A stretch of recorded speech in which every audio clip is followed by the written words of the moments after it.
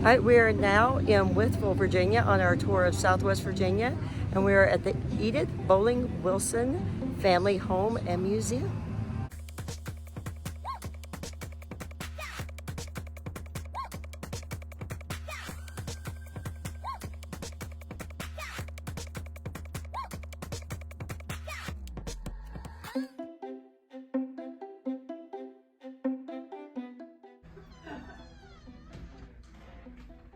Hello. Hello.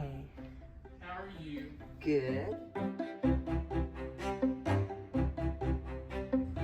I'm slow anyway. That's okay. That's You fine. get your 60, you should take your time. Yeah, nothing wrong with that. I'm just glad. So this middle area has seen most change over time. Okay.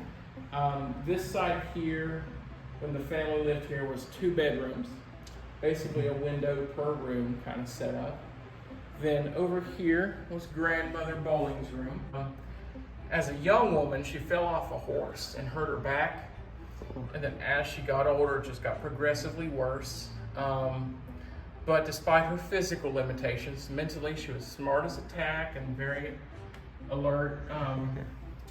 And also she was known to be quite opinionated. So if you got on her bad side, you're just standing there. Yeah. What's that sound like? On Main Street around 1900. So this is the building that we are in right now. This is there originally were steps to enter the house. Okay. Those steps were eventually removed, and it made it easier to bring items into the various businesses.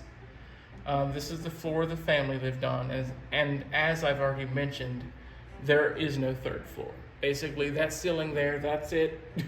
So this room right here is the room that Edith was born in. The floor is original, the fireplace is original. The wallpaper is not original, because after the family left, the house was a boarding house for almost 60 years. Oh, okay. So the wallpaper is from that time period. And as you go through the house, you see every single room pretty much has a different wallpaper.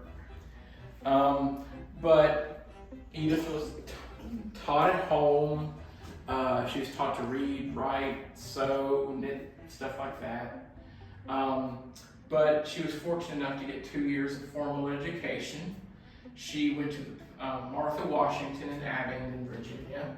At the time, it was a school, but today it's a hotel, obviously. Then she also goes to the Powell School in Richmond, Virginia. And the video said they pulled her out after that so they could educate the sons, correct? Yes. Yes. Basically, it was common in the time period, they wanted to prioritize the boys over the girls. So this room right here is Judge Bolling's office. He was a judge of Wythe and Pulaski counties. The floor is original. The bookshelves are original. This door here is original. Was it like a balcony maybe? Yeah, there's a balcony there where you could stand and wave at neighbors or yell at neighbors. And there's a story that apparently at one point some boys were flirting with Edith and they were trying to climb up the balcony, and she steps on their fingers and they fall on the floor below. So this room right here would have been another bedroom, because with up to 20 people living here, you had to put them somewhere. Somewhere, yeah. So the floors, the fireplace, the door, all original. The ceiling is definitely original. Yeah. Yeah, you can cut that. Then you come through here. This is where the back porch used to be. Okay. The original porch, unfortunately, no longer exists, but we do have a picture. And it was here that the family would often spend a lot of their time. That's pretty. Also, when the family lived here, those trees weren't there, so you'd have a great view of the mountains behind the house. But it was also here that you took care of her grandmother's 26 canaries. I heard that on the video.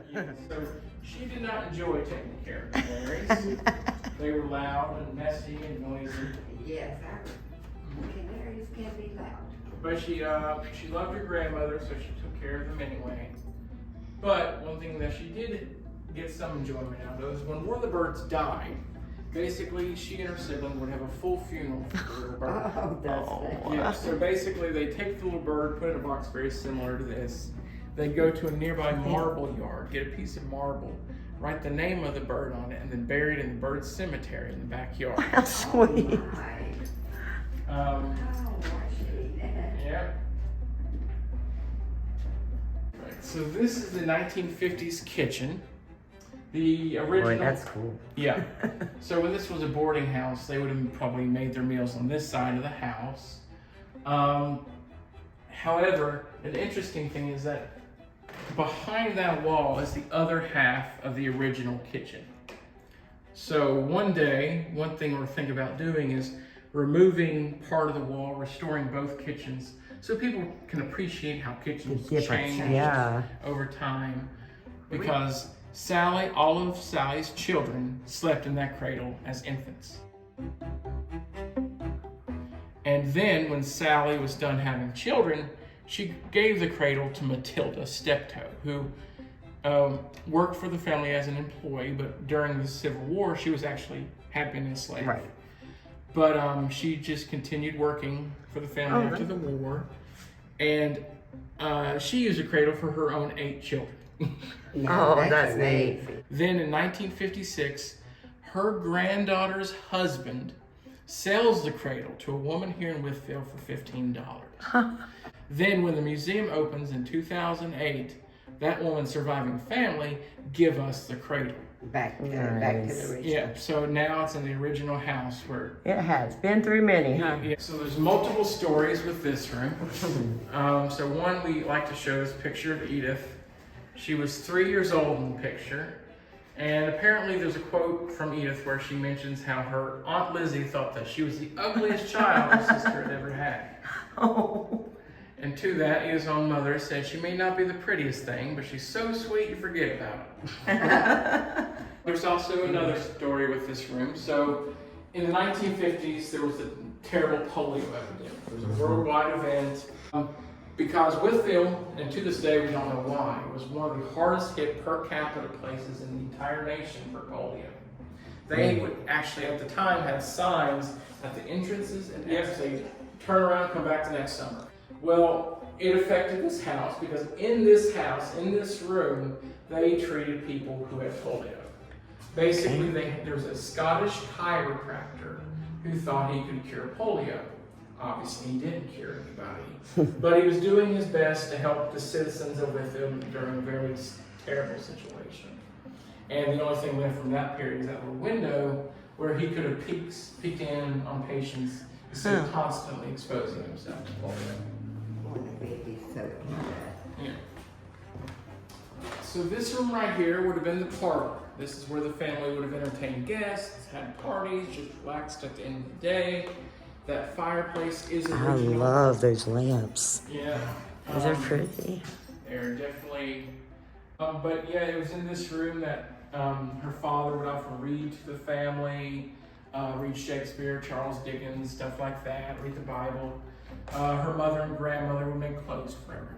And there's a quote in her memoir where she says, "I'll never forget the sound of my father's voice with the click of my grandmother's needles." But it's in this upstairs floor that Edith spends the first 18 years of her life. She just goes on to become a very amazing lady, and she spent the remainder of her life, after Woodrow passes on, talking about her husband, going everywhere, talking to everyone.